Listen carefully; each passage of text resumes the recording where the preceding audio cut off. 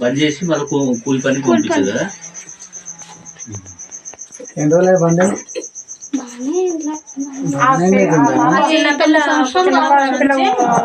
అంటే వీళ్ళు ఉన్నప్పుడు బంద్ చేసారు.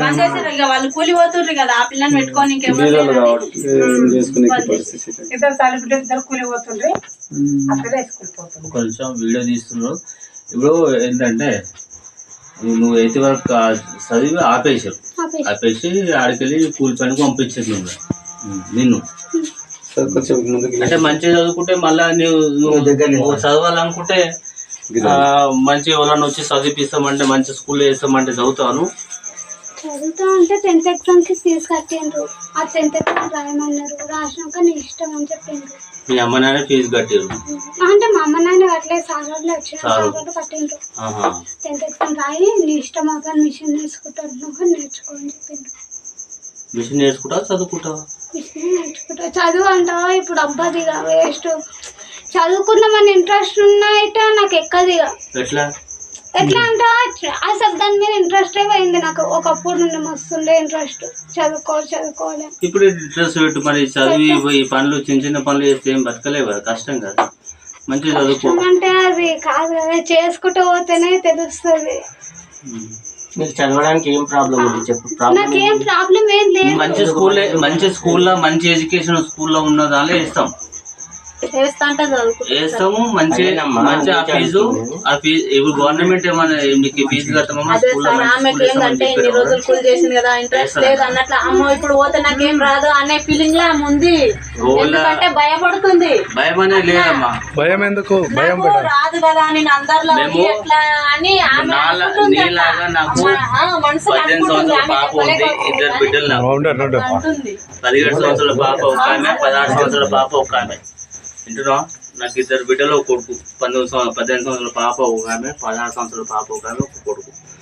నేను ఎందుకు వచ్చినామంటే వీడియోలు చూస్తున్నాం, చాలా బాధ చేస్తుంది కాబట్టి వచ్చినాము. చదువుకుంటా అంటే గవర్నమెంట్ వాళ్ళు చదివించినా ఒకవేళ వాళ్ళు భరించుకోకుండా మేము భరించుకుంటాం. ఆ బాధ్యత తీసుకుంటాం. ఆ బాధ్యత తీసుకుంటాం కాబట్టి ఏం తీసుకొని మంచి స్కూల్లో వేస్తాం. ఆ ఫీజు డొనేషన్ కడతాం, వేస్తాం. మంచి చదువుకుంటావా? మీ చెల్లెలు నువ్వు ఎంత ఇష్టం వచ్చినంత ఎంతవరకు చదువుకుంటా అంటే అంతవరకు. మీ చెల్లెలు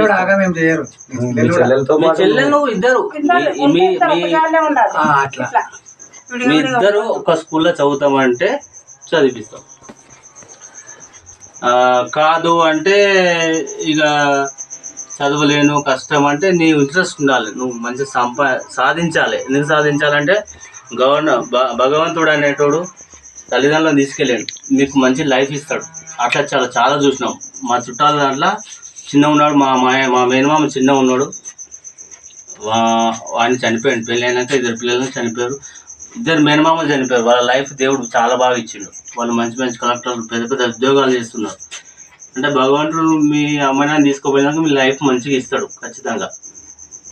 మీరు చదువుకుంటామంటే గవర్నమెంట్ పైసలు ఇవ్వకుండా ఇచ్చినా మేము మీకు కరెక్ట్ టైం ఫీజు కడతాం. టైము ఏ సౌలభ్యం కావాలంటే నాకు ఫోన్ కొట్టు.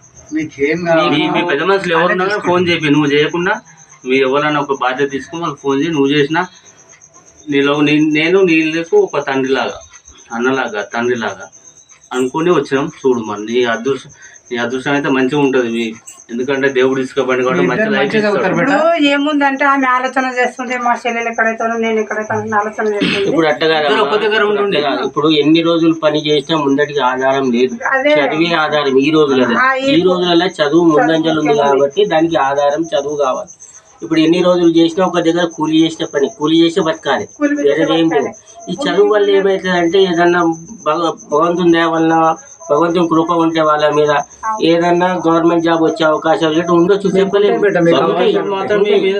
ఎందుకంటే మీ తల్లిదండ్రుల దీవెన మీ మీద ఉంటది ఖచ్చితంగా. అర్థమైందా? వాళ్ళు అక్కడ పోయినాక తీసుకొచ్చినావు కదా, నా పిల్లలకు మంచి లైఫ్ దేవుడు అని వాళ్ళు మొక్కుంటారు.